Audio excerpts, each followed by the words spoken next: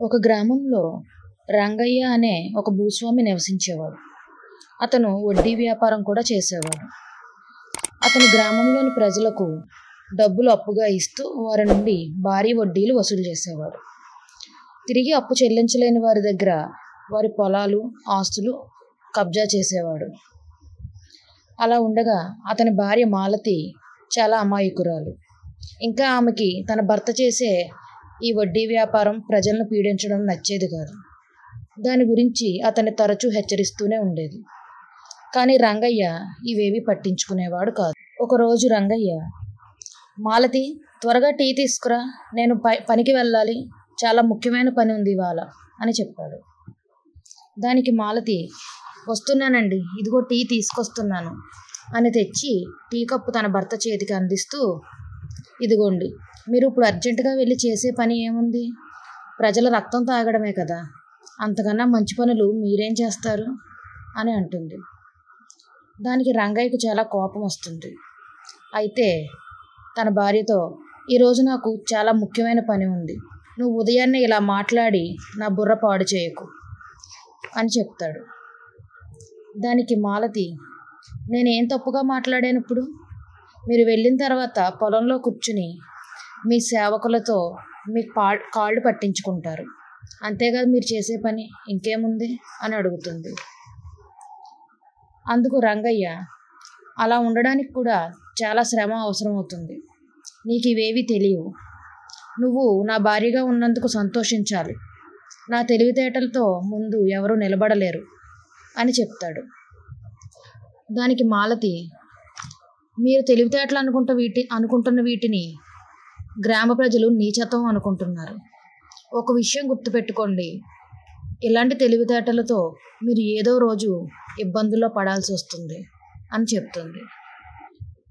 ఆ మాటలతో రంగయ్యకు విపరీతమైన కోపం వస్తుంది తన భార్య మీద. వెంటనే అతను, నా తెలివితేటలు నన్ను ఇబ్బందుల్లో పడేసినా పడేయకపోయినా నీ మూర్ఖత్వం వల్ల మాత్రం నేను ఖచ్చితంగా ఏదో ఒకరోజు ఇబ్బంది పడతాను, ఇది ఖచ్చితంగా జరుగుతుంది అని చెప్పి తన సేవకులైన కృష్ణ మరియు రాజులను తీసుకొని అక్కడి నుండి బయటికి వెళ్ళిపోతాడు. తన పొలానికి వెళ్ళి తన అనుచరులతో తన కాళ్ళు ఒత్తించుకుంటూ కూర్చుంటాడు. అలా ఉండగా రంగయ్య తన పనివారిలో ఒకడైన కృష్ణ, ఇప్పుడు ఇంకా ఊరిలో ఎవరి పొలాలు మనవి కాలేదు చెప్పు అని అడుగుతాడు. దానికి కృష్ణ, అయ్యా, ప్రస్తుతం గ్రామంలో సగం మంది పొలాలు మాత్రమే మనవయ్యాయి అని చెబుతాడు. దాంతో రంగయ్య, నా తెలివితేటలు వల్ల ఉపయోగం ఏంటి? ఇంత కష్టపడి డబ్బు సంపాదించి వడ్డీకి డబ్బులు ఇచ్చి మళ్ళీ ఆ వడ్డీలకి చక్రవడ్డీలు కట్టించి ఇంత చేసినా ఊరిలో సగం పొలాలే మనవా? అసలు మీరిద్దరూ పనికిరాని వాళ్ళు, రోజు నా పక్కనే ఉండడం, తిరగడం, తినడం తప్ప మీ వల్ల నాకు ఏ ఉపయోగము లేదు అని చెప్పి కృష్ణను తన్నుతాడు. ఇంతలో రాజు, అయ్యా, ఇంకా మీ డబ్బు తిరిగి ఇవ్వలేని ఒక రైతు ఉన్నాడు, అతనికి ఈరోజు 12 గంటలతో గడువు సమయం ముగుస్తుంది, ఇంకా తన గడువు పూర్తవడానికి 5 నిమిషాలే ఉంది, మనం వెళ్దాం అని చెప్తాడు. దాంతో రంగయ్య, ఎవరతను అని అడుగుతాడు. రాజు, అయ్యా, అతనే రతన్, మీరు చాలా సంవత్సరాలుగా ఎవరి పొలాల మీద అయితే కన్నేసి ఉంచారో అతనే అని చెప్తాడు. సంపత్ మాటలు వినగానే రంగయ్య కళ్ళు ఆనందంతో వెలిగిపోతాయి. వెంటనే రంగయ్య, సరే, నేను వెంటనే ఇంటికి వెళ్ళి రతన్ ఖాతాలను చూసుకొని వస్తాను, మీరిద్దరూ ఇక్కడే ఉండండి, మనం కలిసి రతన్ వాళ్ళ ఇంటికి వెళ్దాం అని చెప్తాడు. చెప్పి రంగయ్య అక్కడి నుంచి వెళ్ళిపోతాడు. వెంటనే కృష్ణ, నాకు అర్థం కావట్లేదు రాజు, ఇంత క్రూరుడైన మన యజమాని తనను తాను ఏమనుకుంటున్నాడు? తను చాలా తెలివైన వాడు అనుకుంటున్నాడు, అతన్ని మించిన వారు ఇంకెవరూ లేరు అన్నట్టుగా మాట్లాడుతాడు అని అంటాడు. దానికి రాజు, నిజంగా తెలివైనవాడు ఎప్పుడు తాను తెలివైన వాడనని చెప్పుకోడు, ఇతడు తెలివైనవాడు కాదు, మూర్ఖుడు అని అంటాడు. దానికి కృష్ణ, అవును, నువ్వు చెప్పింది నిజమే, గ్రామ ప్రజలందరికీ డబ్బులు వడ్డీకి ఇచ్చి బదులుగా వారి భూమిని లాక్కుంటున్నాడు.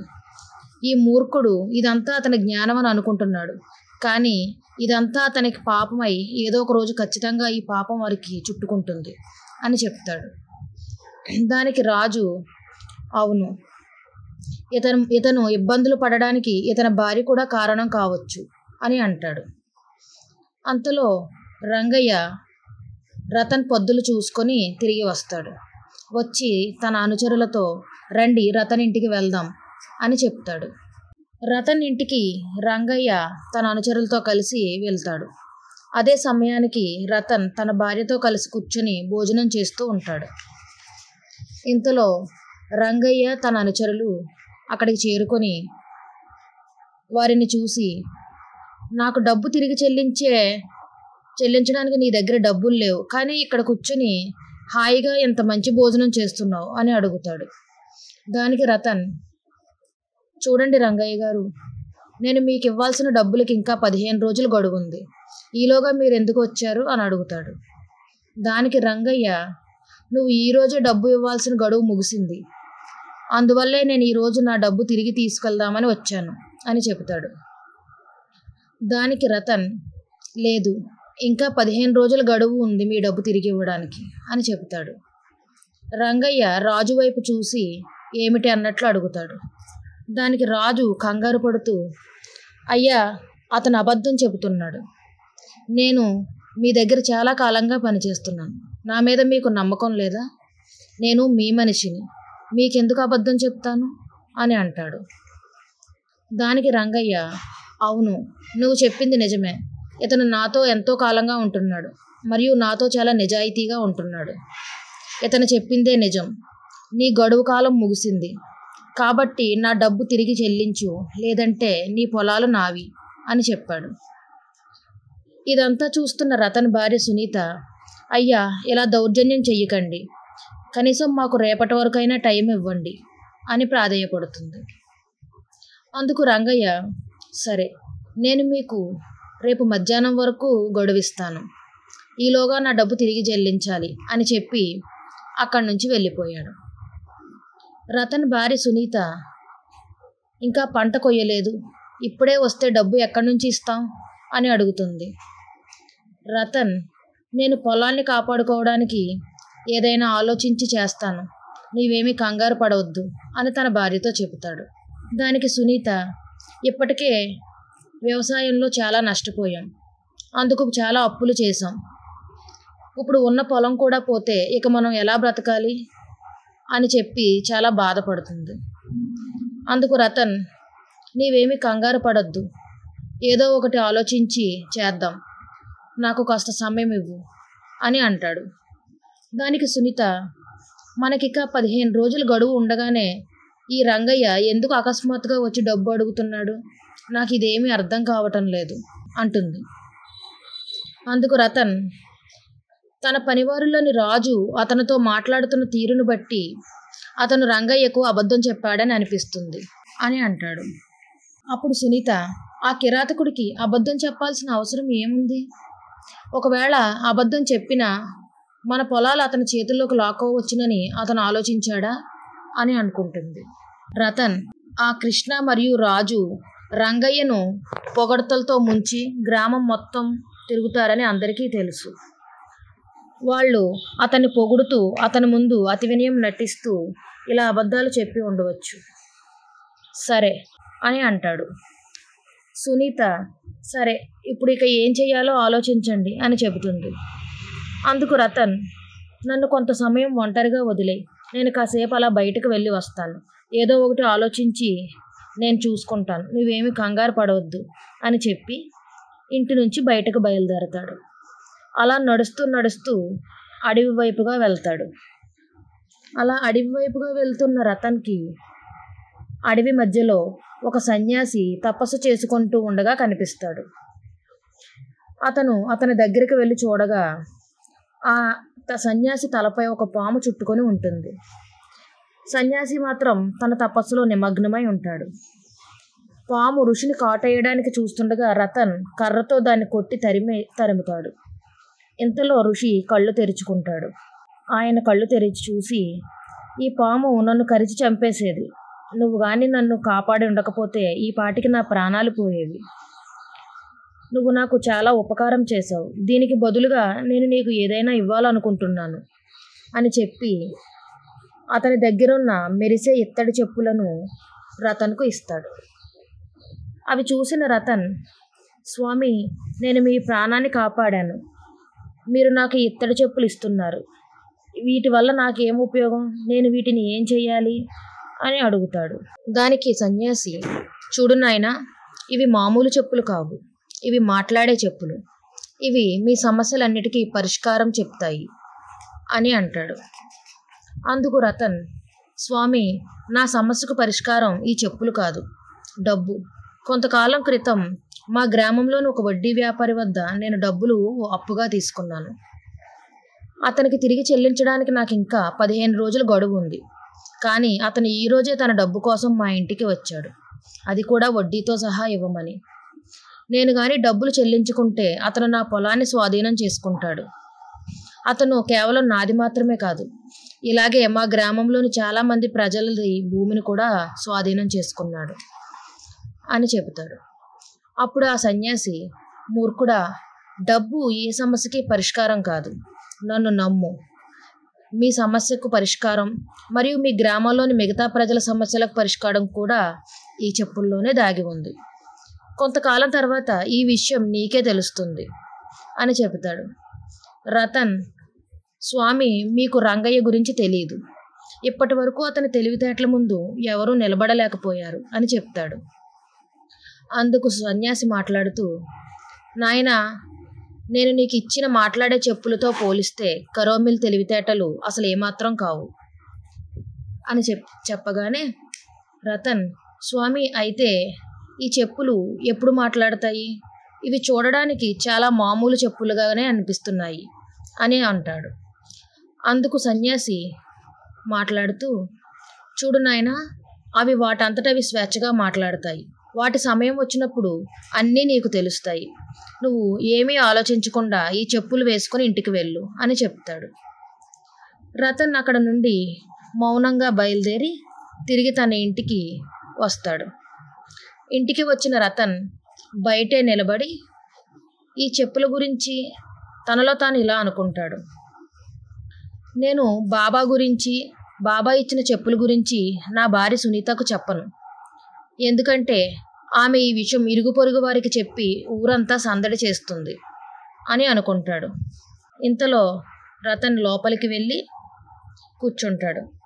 రతన్ భార్య రతన్ని చూసి, మీరెంతసేపు ఎక్కడికి వెళ్ళారు?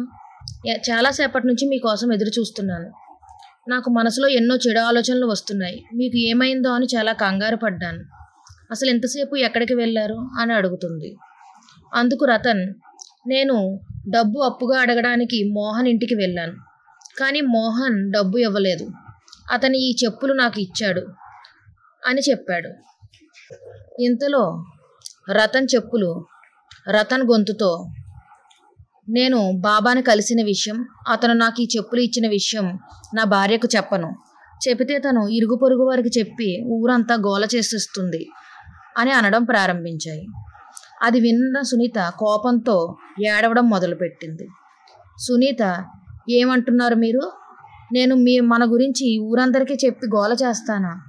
అసలు మీరు ఇలాంటి మాటలు నా గురించి ఎలా మాట్లాడగలరు అని ఎంతో గట్టిగా అరుస్తూ ఏడుస్తూ మాట్లాడుతుంది. దాంతో రతన్, సునీత, నేను అలా మాట్లాడలేదు. ఈ మాటలు చెప్పింది నేను కాదు అని అంటాడు. దానికి సునీత, ఇక్కడ మీరు చెప్పకపోతే ఇంకెవరున్నారు మాట్లాడడానికి? నేను మీకు పిచ్చిదానిలా కనిపిస్తున్నానా అని అడుగుతుంది. ఇక రతన్ చేసేదేమీ లేక సునీతను ఓదార్చి కూర్చోబెట్టి జరిగిన సంఘటన అంతా వివరించి చెప్పాడు. అందుకు సునీత, మీరు చెప్పింది నిజమేనా? ఈ చెప్పులు మాట్లాడుతున్నాయా అని ఆశ్చర్యంగా అడుగుతుంది. ఏది ఏమైనా ఆ సాధు మహారాజ్ ఏదో ఆలోచించే ఇచ్చుంటారు. సరే, ఇక మనం భోజనం చేసి పడుకుందురు కానీ రండి అని చెప్తుంది. మరుసటి రోజు రతన్ భూస్వామి రంగయ్య ఇంటికి వెళ్ళాడు. రంగయ్య రతన్ని చూడగానే, ఇంత త్వరగా డబ్బులు సర్దుబాటు చేశావా అని అడుగుతాడు. అందుకు రతన్, లేదు రంగయ్య గారు, నేను మీతో చాలా ముఖ్యమైన విషయం మాట్లాడదామని వచ్చాను అని అంటాడు. అందుకు రంగయ్య, ఏంటయ్యా ఇలా చేసావు? నీతో ముఖ్యమైన విషయం గురించి మాట్లాడతావా? త్వరగా చెప్పు, నేను చాలా ముఖ్యమైన పని మీద బయటికి వెళ్ళాల్సి ఉంది అని అంటాడు. రతన్, చూడండి రంగయ్య గారు, మీరు నాకు మరికొద్ది రోజులు గడువు ఇచ్చి ఉంటే బాగుంటుంది. ఎందుకంటే నాకు డబ్బు సర్దుబాటు కాలేదు అని చెప్తాడు. అందుకు రంగయ్య, అవును నిజమే, నేను ఇంకొంచెం నీకు సమయం ఇస్తుంటే నీకు బాగుంటుంది, కానీ అది నాకు అస్సలు మంచిది కాదు. దయచేసి నువ్వు నా పరిస్థితిని అర్థం చేసుకో, తిరిగి నా డబ్బులు నాకు చెల్లించు అని చెప్తాడు. అందుకు రతన్, మీరు చెప్పేది నాకు అర్థం కావట్లేదయ్యా అని అంటాడు. అందుకు రంగయ్య మనసులో, ఇప్పుడు నేను నీకు ఎలా వివరించగలను? నేను నీ భూమిని ఒక పెద్ద బిల్డర్తో ఒప్పందం చేసుకున్నాను. ఈరోజు ఆ బిల్డర్తో నాకు అడ్వాన్స్గా చాలా పెద్ద మొత్తం అందబోతుంది అని మనసులో అనుకుంటాడు. రంగయ్య బయటికి రతన్తో, ఏమీ లేదు రతన్, నేను ఏదైనా మాటలు మాట్లాడితే నువ్వు చాలా బాధపడతావు. నేను మీకు ఎలాంటి సమయం గడువు ఇక ఇవ్వలేను. దయచేసి నా డబ్బు నాకు తిరిగి ఇచ్చేయి, లేదా నీ పొలాన్ని నాకు ఇచ్చేయి అని చెబుతాడు. అలా చెప్తున్నప్పుడు రంగయ్య కళ్ళు రతన్ వేసుకున్న చెప్పుల మీద పడతాయి. దాంతో రంగయ్య, ఇప్పుడు నువ్వు నాకు ఇవ్వడానికి నీ దగ్గర డబ్బు లేదని చెబుతున్నావు. అయితే నువ్వు నాకు డబ్బులు ఇచ్చే వరకు నీ చెప్పులు నా దగ్గర ఉంటాయి, వాటిని ఎలా ఇచ్చేయి అని చెప్పి అడుగుతాడు. దానికి రతన్, అయ్యా, ఈ చెప్పులు నావి కావు అని చెప్తాడు. ఇంతలో రంగయ్య, అవి ఇప్పుడు నీ దగ్గర ఉన్నాయి కాబట్టి, నువ్వు నా డబ్బులు నాకు ఇవ్వలేదు కాబట్టి వాటిని ఇవ్వి, నీ డబ్బులు ఇచ్చి వాటిని తీసుకెళ్ళు అని చెప్తాడు. ఈ చెప్పులు నీకంటే నాకే చాలా బాగుంటాయి అని అంటాడు. రతన్, అయ్యా, నా మాట వినండి, ఈ చెప్పులు అని ఏదో చెప్పేలోగానే రంగయ్య తన సహచరులతో రతన్ పాదాల నుండి ఆ చెప్పులను తీసి ఇక్కడ పెట్టండి అని చెప్తాడు. దాంతో కృష్ణ మరియు రాజు ఇద్దరు రతన్ను కొట్టి అతని నుండి ఆ చెప్పుల్ని లాక్కుని అక్కడ నుండి తరిమేస్తారు. రంగయ్య ఆ చెప్పులు వేసుకుని, ఆహా, ఈ చెప్పులు రతన్ కన్నా నాకే ఎంతో బాగున్నాయి కదా, ఈ చెప్పులు వేసుకోగానే నాకెందుకో చాలా మంచి భావన కలుగుతుంది అని అనుకుంటాడు. రంగయ్య చెప్పులు వేసుకున్న తర్వాత బాత్రూంలోకి వెళ్ళడానికి చెప్పులు బయట విడిచి లోపలికి వెళతాడు. ఇంతలో కృష్ణ మరియు రాజు రంగయ్య గురించి తిట్టుకోవడం ప్రారంభిస్తారు. కృష్ణ, మిత్రమా రాజు, ఇతనికి రోజు పొగిడి నేను విసిగిపోయాను అని అంటాడు. రాజు, అవును మిత్రమా, నువ్వు చెప్పింది కూడా నిజమే. మనం రోజంతా ఇతని పొగుడుతూనే ఉండాలి. పైగా ఇతను మనల్ని కొడుతూ ఉంటాడు ఏదో కారణం చెప్పి. అసలు ఇలాంటి వారిని టీలో విషం ఇచ్చి చంపేయాలి అని అంటాడు. అందుకు కృష్ణ, అవును, అదే ఇతనికి సరైన శిక్ష. మనం అలా చేస్తే దేవుడు కూడా సంతోషిస్తాడు, అలాగే మన పాపాలు కూడా తుడుచుకుపోతాయి అని అంటాడు. ఇంతలో రంగయ్య బాత్రూంలోంచి బయటకు వస్తాడు. వీరిద్దరూ మాట్లాడడం ఆపేసి నిశ్శబ్దంగా ఉంటారు. రంగయ్య అతని చెప్పులు వేసుకోగానే ఒక్కసారిగా చెప్పులు కృష్ణ మరియు రాజు స్వరంలో మాట్లాడడం ప్రారంభిస్తాయి. చెప్పులు కృష్ణ మరియు రాజు స్వరంలో, మిత్రమా రాజు, ఈ మూర్ఖుడిని రోజంతా పొగిడి నేను విసిగిపోయాను ముందుగా అని కృష్ణ మాటలు వినిపిస్తాయి. తర్వాత రాజు గొంతులో, అవును మిత్రమా, నువ్వు చెప్పింది నిజమే. మనం రోజంతా ఇతడిని పొగుడుతూనే ఉండాలి. అయినప్పటికీ అతను ఏదో ఒక కారణం చేత మనల్ని కొడుతూ ఉంటాడు. అసలు ఇలాంటి వాడికి టీలో విషం పెట్టి చంపేయాలి అని అంటాడు. దానికి కృష్ణ, అవును, అదే అతనికి సరైన శిక్ష. అలా చేస్తే దేవుడు కూడా సంతోషిస్తాడు, ఇంకా మన పాపాలు కూడా తుడుచుకుపోతాయి అని అంటాడు. ఈ విషయాలన్నీ విన్న రంగయ్యకు చాలా కోపం వస్తుంది. చాలా కోపంతో వాళ్ళని తిడుతూ, నా గురించి మీరు ఇలా అనుకుంటున్నారా? నేను నా పక్కన పాములకు పాలు పోసి పెంచుతున్నానని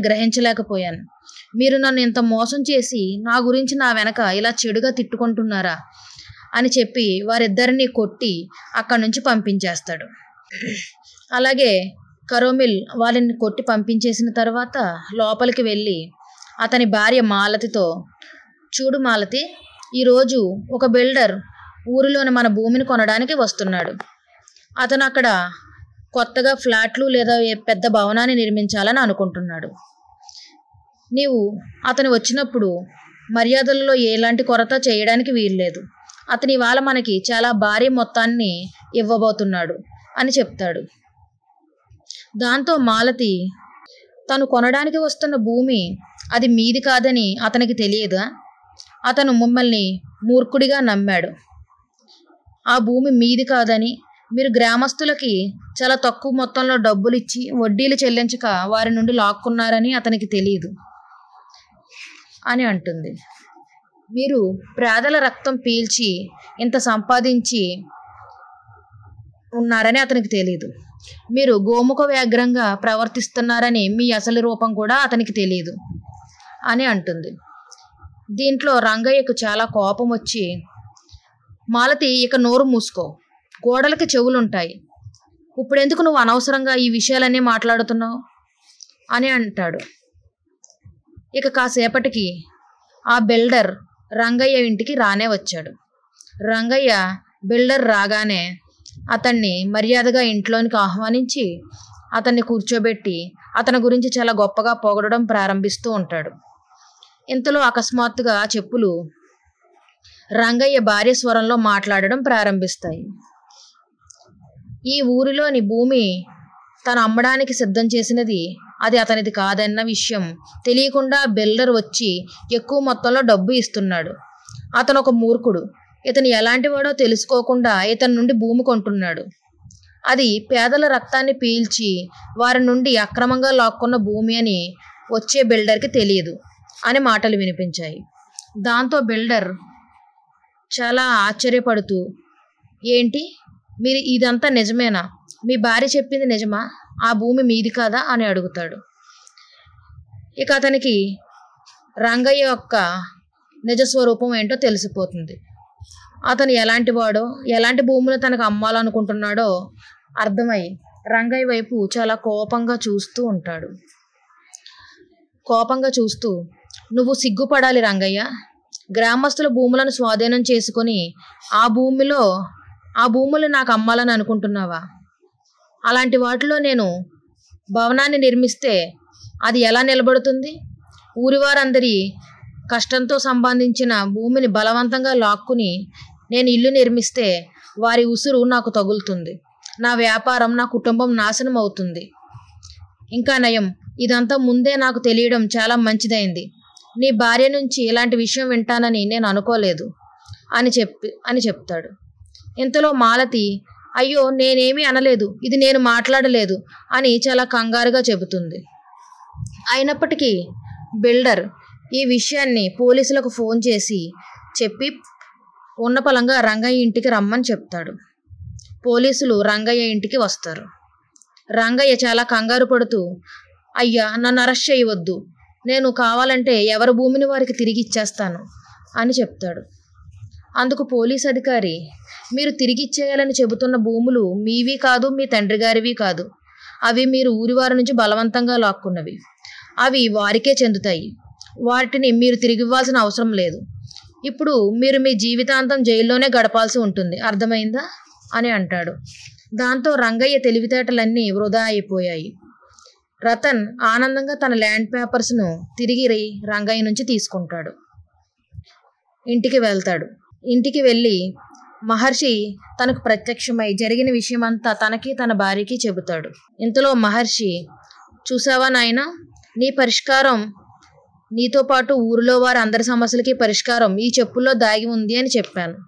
చూడు, ఇప్పుడు ఈ చెప్పులు మొత్తం అందరి సమస్యలను పరిష్కరించాయి అంటూ రతన్ చేతిలో ఉన్న చెప్పుల్ని తీసుకొని అదృశ్యమయ్యాడు.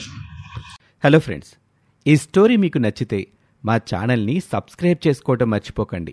సబ్స్క్రిప్షన్తో పాటు ఆ పక్కనే ఉన్న బెల్ ఐకాన్ని క్లిక్ చేయటం వల్ల మేము అప్లోడ్ చేసే ప్రతి స్టోరీ మీకు నోటిఫికేషన్ రూపంలో వస్తుంది.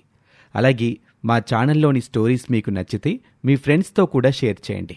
ఈ వీడియోకి ఒక్క లైక్ చేసి మమ్మల్ని ఎంకరేజ్ చేయండి.